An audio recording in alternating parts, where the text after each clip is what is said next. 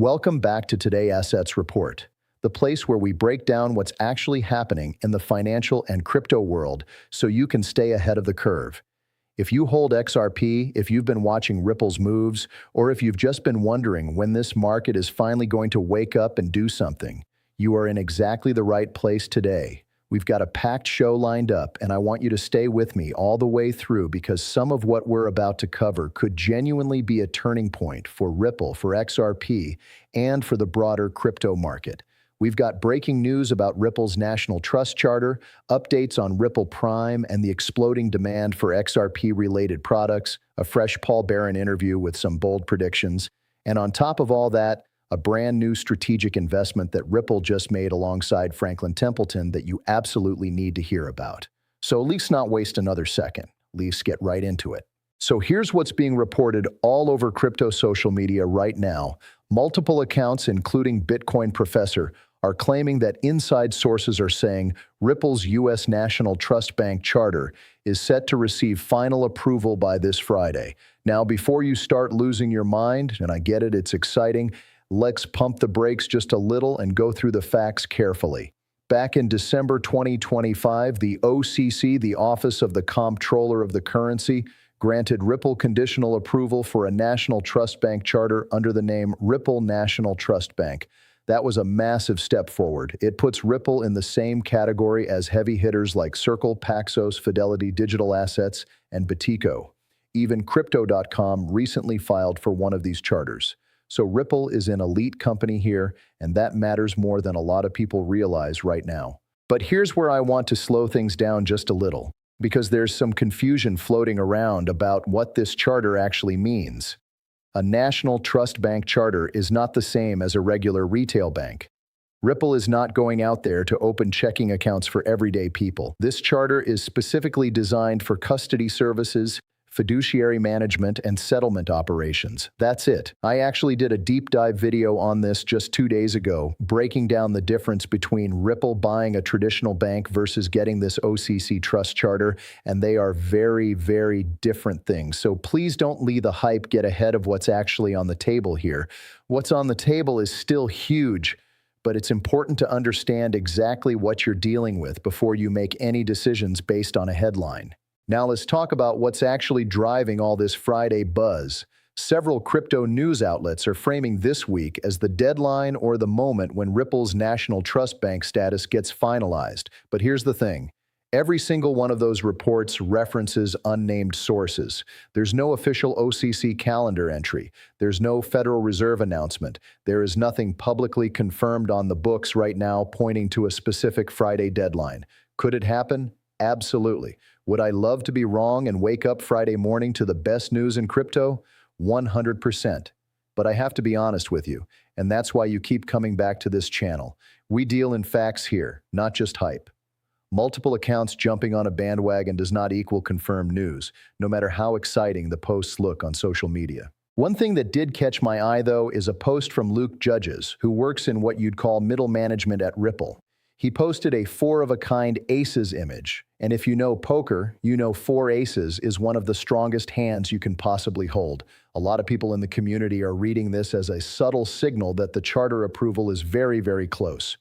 Now, is that a confirmed insider tip?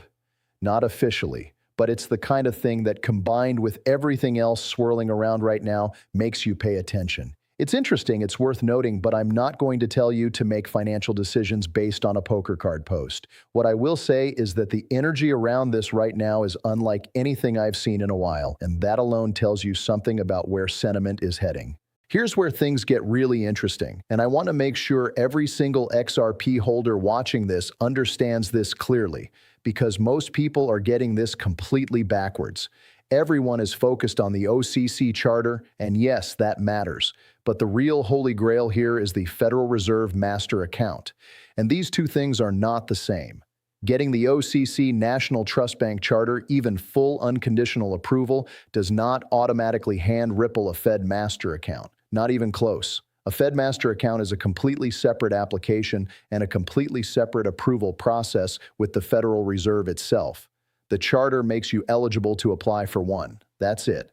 Eligible. There's no guarantee you get it, and there is absolutely no automatic pipeline from one to the other. So, why does the Fed master account matter so much?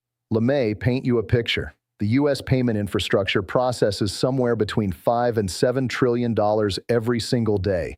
5 to 7 trillion every day.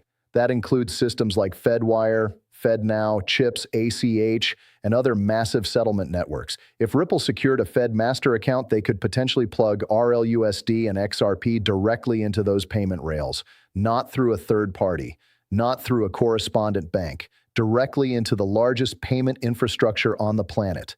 That would be an absolute game changer for both XRP and RLUSD.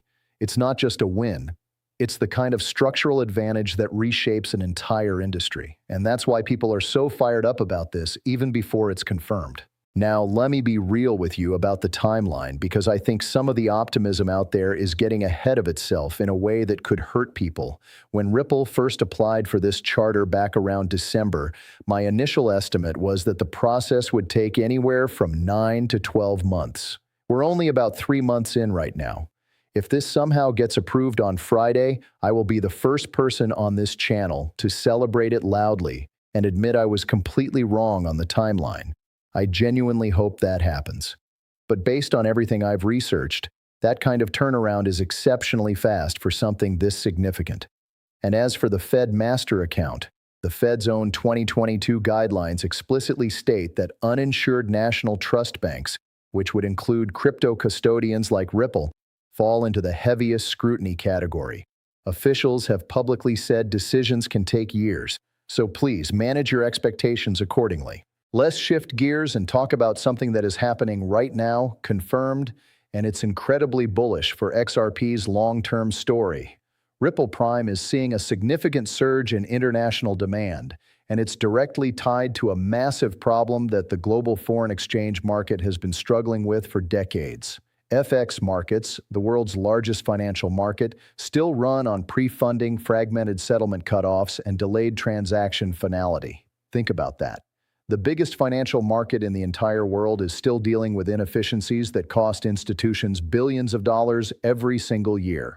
And now Ripple is walking in with a regulated dollar-backed stablecoin in RLUSD, plus tokenized collateral infrastructure that can plug directly into prime brokerage and FX workflows. The institutions are not just interested, they're demanding it. Ripple Prime already processes around $3 trillion annually. $3 trillion. And that number is poised to grow significantly as more institutions tap into this new settlement and collateral infrastructure.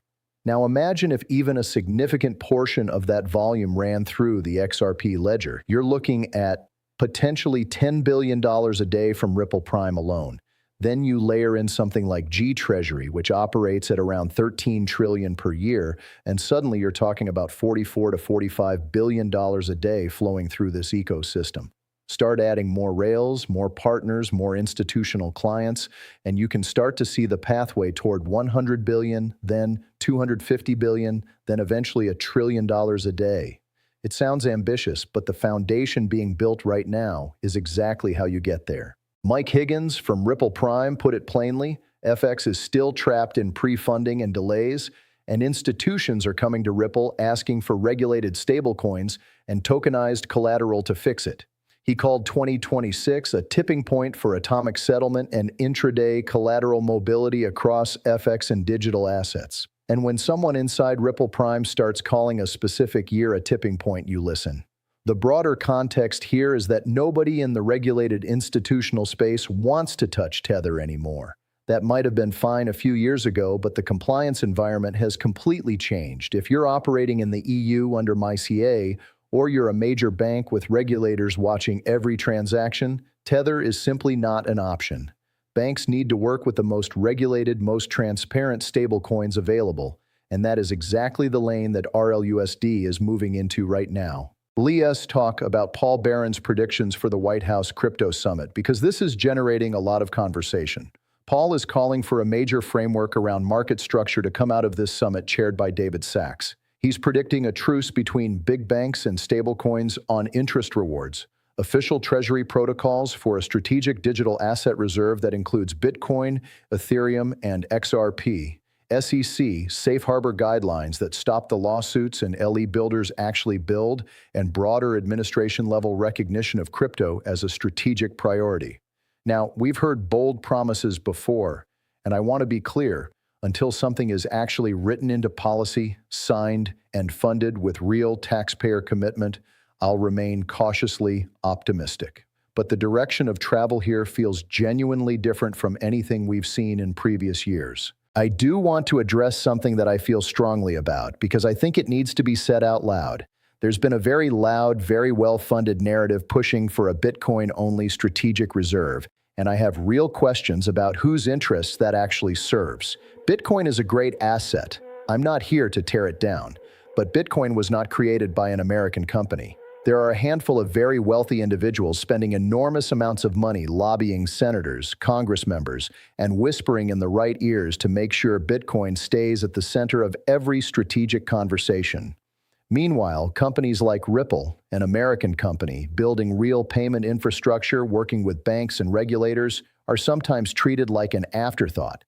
If the goal is to support American innovation and American technology, then XRP, Solana, Chainlink, XLM, ADA, and others deserve a real seat at the table. That's not a controversial take. That's just logic. Now here's something the data people are going to love.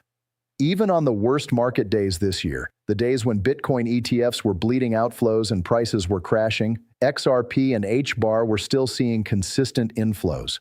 The CEO of Canary Capital, Stephen McClurg, confirmed this directly in a conversation with Paul Barron. He said XRP is accounting for roughly 50% of inflows into their products, Solana around 30%, and HBAR at 20%. Real capital was flowing into XRP even as Bitcoin fell from the high 120s down towards 60,000. That is not a small thing. That tells you that the institutional conviction in XRP's utility and future is not shaking, regardless of short-term price action. And when you look at the on-chain data showing spot volume up over 23%, that's real buyers, not bots, not leveraged trades, actual capital moving into XRP right now.